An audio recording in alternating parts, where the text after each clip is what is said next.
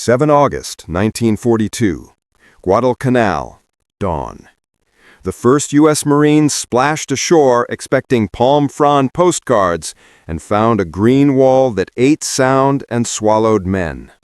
Vines clawed at packs, rain steamed off rifles, and every path ended in mud. Behind that wall lay an unfinished airstrip the enemy had carved from coral, Henderson Field, the key to who owned the skies between Hawaii and Australia. Take it, hold it, live long enough to use it. That was the order. Within hours, the Marines learned the island's real schedule was set at night. After sunset, the jungle grew eyes. Crickets cut off in a wave like someone turning down a dial. Then came the distant thud of engines, the Tokyo Express, destroyers racing down the slot to land fresh troops. By dawn, new footprints laced the beaches and fresh helmets glinted in the kunai grass. The Marines had to adapt faster than the ocean's tide. They did. In days, island tricks replaced parade ground habits. Helmets sprouted fern crowns. Canteens were tapped, not shaken, to check water. Scouts learned to read wind-bent grass and the silence of birds. Listening posts crept a stone's throw beyond the perimeter, lying still for hours with trip flares wired to twigs and empty ration cans strung as alarms. Machine gun teams built low, crooked lanes of fire that bit sideways through palm trunks. Squads rehearsed 3 commands until they were muscle memory: freeze, flares, fire. Jungle warfare wasn't about charging, it was about letting the jungle deliver the enemy to you. 21 August 1942, Ilu River, Tanaro, midnight. The river ran black under a new moon. Somewhere across it, Japanese assault troops gathered for what their doctrine promised would shatter American lines in minutes, a shock attack in darkness, fast and furious, straight at the heart of the perimeter. They were veterans of China and Malaya, convinced the jungle was their ally. What they couldn't see was that the Marines had studied the same darkness and wired it. The first sound was not a shout, but a soft clink as a tripwire kissed a can. A flare hissed up, turning the world white-green. In that instant, the riverbank came alive. Interlocking streams of tracer arced low, and a squat 37mm gun coughed canister down a measured lane that had been paced off in daylight and memorized by feel. It wasn't chaos, it was choreography. Riflemen fired, then melted to knees as their buddies stepped up, like waves lapping a reef. The jungle pushed the attackers into those lanes, and the lanes did the rest. What terrified the Japanese that night wasn't just the shock of the response, it was the precision. They were used to opponents who fired wild into the dark or fled the weight of a bayonet rush. Here, the flares rose exactly when they needed to, the fire shifted exactly where it had to, and gaps closed before they could be found. When the flares burned out, the Marines fired by sound, measured, clipped, disciplined. When the enemy slipped back into the reeds to regroup, patrols ghosted out along hogback ridges, counting steps between landmarks they'd traced at noon. Termite mounds, a forked pandanus, a fallen log like a half-sunk canoe. The jungle was no longer an enemy. It was a map only they could read. By dawn, mist rolled low over the Ilu like breath on a mirror. The Marines checked fields of fire, swapped barrels, and said little. Henderson Field roared to life, wildcats and dauntlesses clawing for altitude to punish whatever the Express had put ashore. Word carried around the lines in undertones. They came hard. They'll come harder. Officers walked the perimeter, tapping stakes with a knife hilt, adjusting sectors by inches. Messmen hauled up hot, thin coffee that tasted like rust and grit and life itself.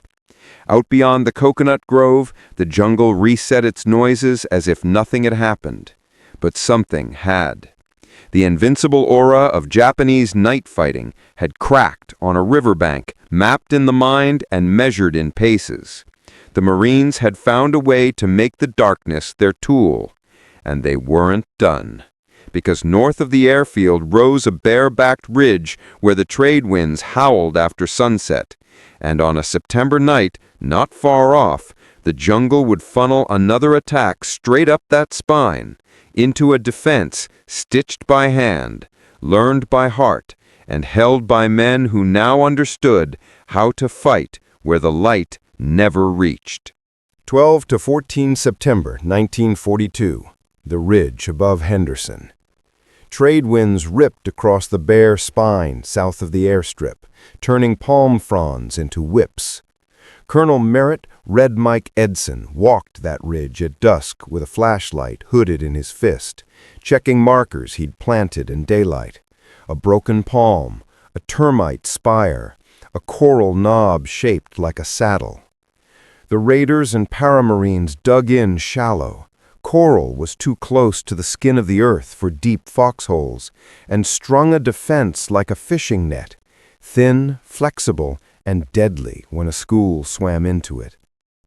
Night fell fast, like a dropped curtain. The jungle below exhaled fog. Then came the sound the island learned to dread, a low rising murmur, not one voice, but many, carried up gullies like wind in a pipe. Flares hissed, and the slope turned to daylight in hard white. The attack hit in waves, shouldering up the narrow spine where no formation could spread and gain momentum. That was the geometry Edson had bet on. Force the enemy into a funnel, then make every yard cost. Machine guns stitched measured arcs, never spraying, always counting. Mortars walked their rounds along preset lines chalked on a folded map, then lifted exactly 50 yards when the guns called shift. When ammo bearers crawled forward, they moved by touch from stake to stake, as rehearsed. When a gap opened, a squad from reserve slid in. No shouting, no heroics, just practiced movement in the dark. The ridge wasn't held by numbers. It was held by memory. Near midnight, the wind shifted, and the ridge went quiet enough to hear canteens thump against webbing. Everyone knew quiet meant another push was forming below.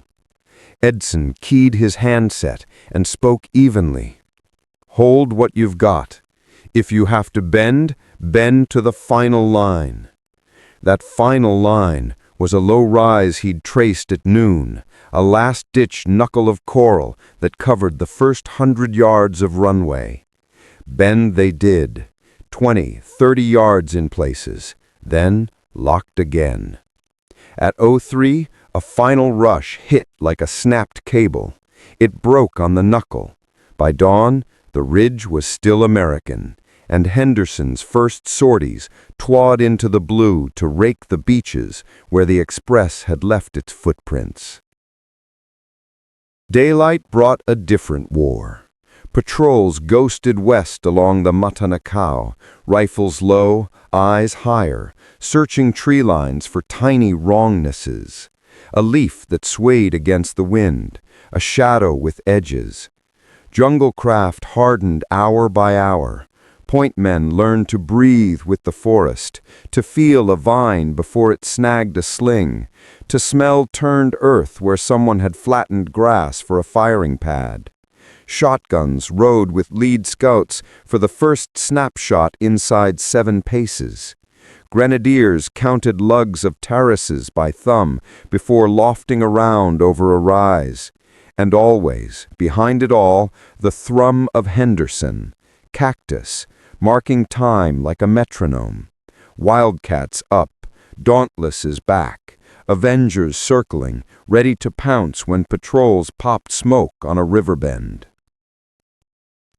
The Tokyo Express kept coming, but now, when fresh troops probed east, they found trails seeded with warning lines, fire sacks cut low through reeds, and Marines who fought by rhythm rather than impulse. Find, fix, flare, finish, fade.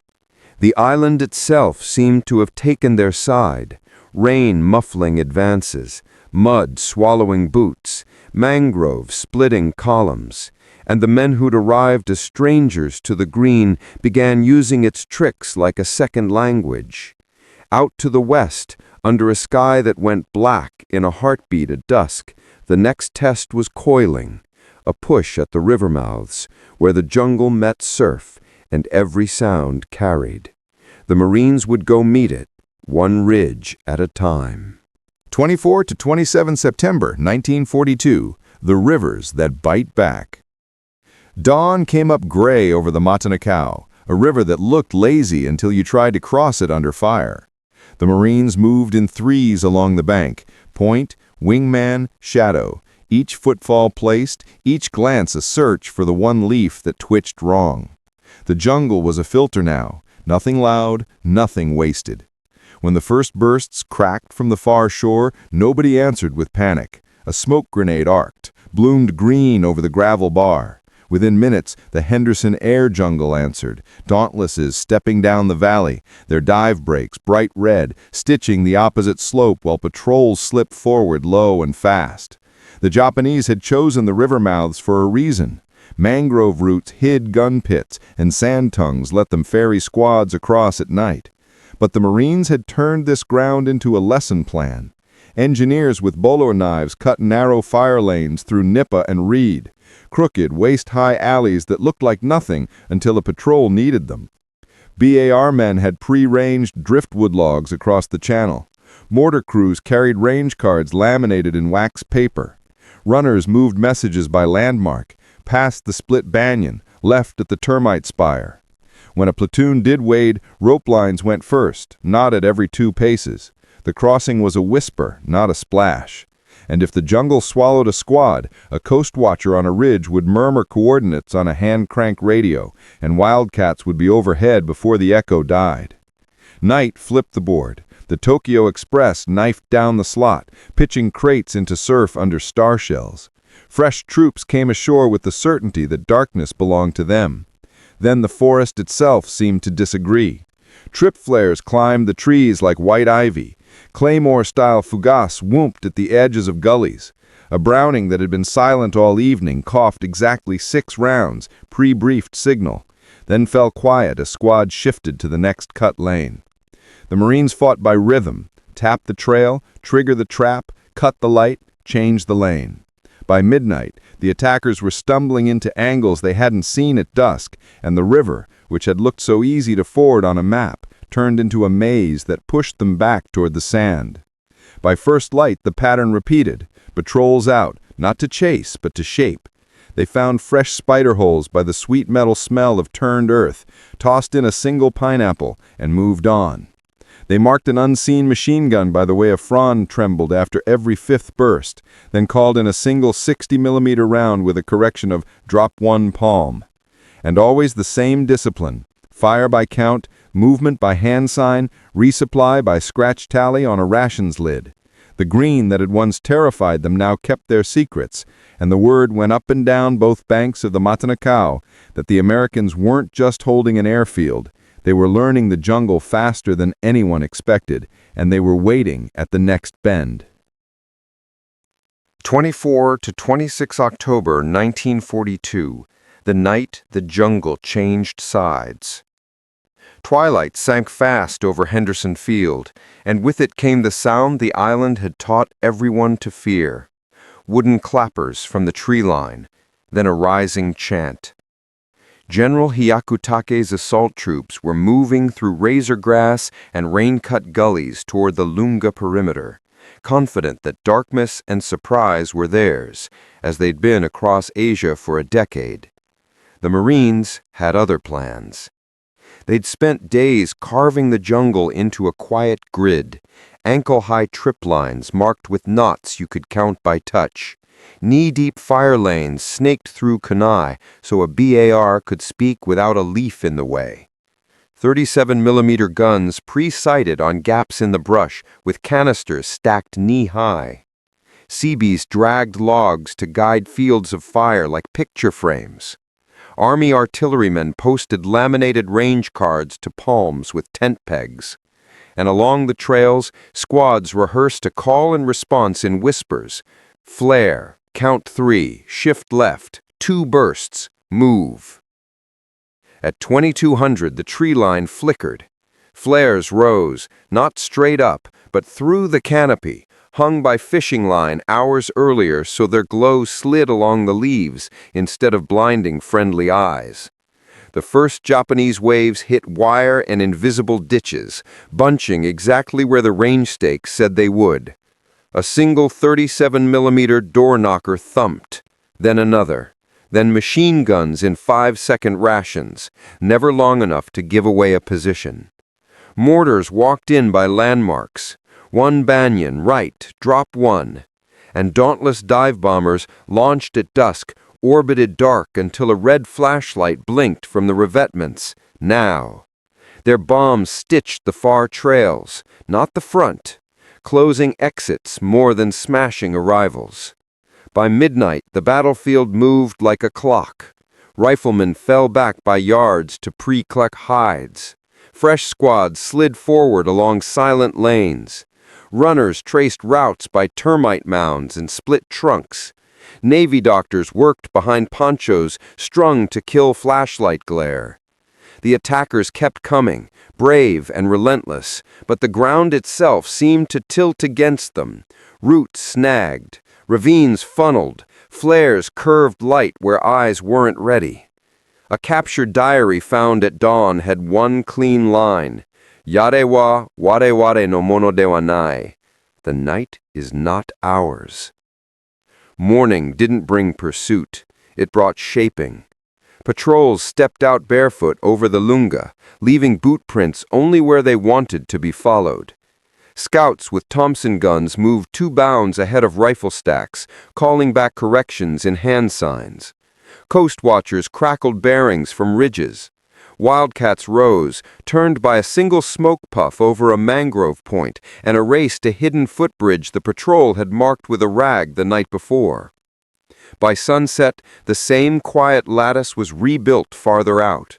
Trip lines reset, fugas reprimed, range cards repinned. Weeks later, November slid into December the same way. Rain on ponchos, rubber soles on wet roots, the jungle cut into an American instrument. Night attacks grew shorter, then rare. Hunger and malaria hit both sides, but one army's supply lines came by daylight from a rough airstrip. The others came by destroyer wakes at midnight and were often lost to surf or bomb craters by noon. In January, the rumble offshore sounded familiar. The Tokyo Express again, and everyone on the perimeter braced for one more crash in the dark. It never came. Under moonless skies, fast destroyers ghosted down the slot, not to land fresh battalions, but to lift exhausted ones. Operation K, in evacuation, slid men off the beaches in 3 night runs. On the 3rd run, a Marine patrol watched silhouettes melt into surf and realized the twist. The force that had owned the night at the war's start was leaving by it now. The campaign's ending wasn't a final charge. It was silence, then the sound of waves over an empty landing beach. Guadalcanal didn't just cost Japan ships and soldiers. It stole a certainty. In diaries and interrogations after, a theme repeated. The Americans had turned the jungle into a tool, their tool, where light, sound, and time moved on American terms. The airfield still stood, mud-ringed and buzzing, and the green that once hid every danger now whispered a different truth. The night could belong to whoever learned it fastest.